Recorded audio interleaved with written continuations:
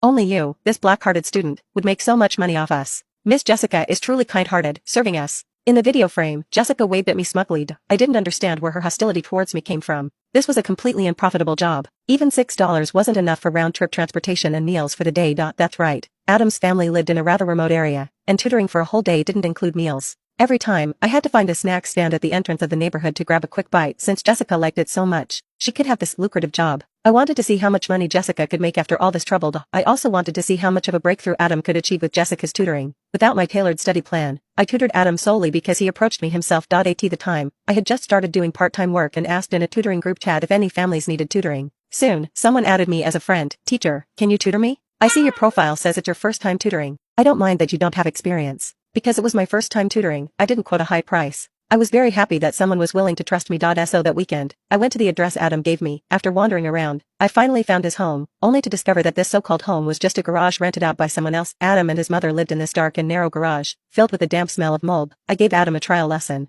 When I asked him afterwards how he felt and if he needed me to tutor him, this thin boy's eyes welled up with tears. Teacher, you taught very well. I'm sorry, I lied to you. I don't have money to hire you at the hourly rate in your profile. He cried as he told me about his family's tragic situation. It turned out that Adam's father had died in a crash with a large truck while trying to evade creditors. The compensation was all taken by the creditors, and now he was in a single-parent family, living only with his mother. His mother had no education and could only find a job as a community cleaner, but she earned very little, barely enough to keep them fed. All their relatives and friends looked down on them, so Adam wanted to study hard, get into a good high school, then a good university, so he could help his mother. But after transferring from a rural school to this one, he couldn't keep up with his studies and was only third from the bottom in his class. He wanted to improve himself, so he joined the group chat hoping to find a tutor. But he didn't expect the hourly rate to be so high. Others were charging $20 an hour, which he couldn't afford at all. Teacher, I don't mind that you're new. I'm willing to be your practice student. Please teach me. I can't pay too much. Can you lower your price a bit more? I'm a normal school student from a top-tier university. Even if it was my first time tutoring, there were plenty of parents who wanted to hire me at $20 an hour, let alone the $16 an hour I had quoted. During the time I was talking with Adam, many more parents sent me friend requests. Looking at Adam's tear-reddened eyes and his mother silently wiping away tears beside him, I couldn't help but think of my own middle school years.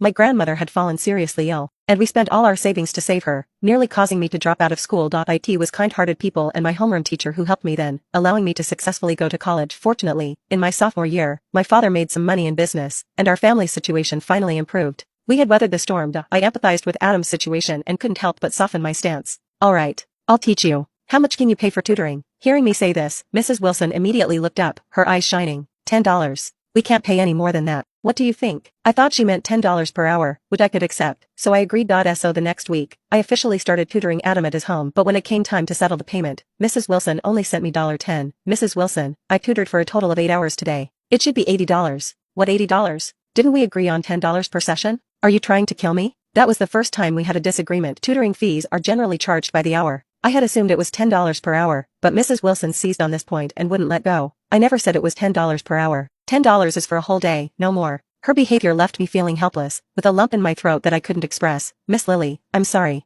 My mom's words misled you. If $10 isn't enough, you don't have to teach me anymore. I won't force you. Thank you for what you taught me today. I benefited a lot. Adam sent me a message. Such sensible content made me waver. Although Mrs. Wilson was unreasonable, Adam was innocent. He wanted so badly to get into a good high school, and he was in the crucial final year of middle school. Preparing for the high school entrance exam, he wanted to change his fate, just like me a few years ago, studying for the college entrance exam with tears in my eyes, hoping for a bright future.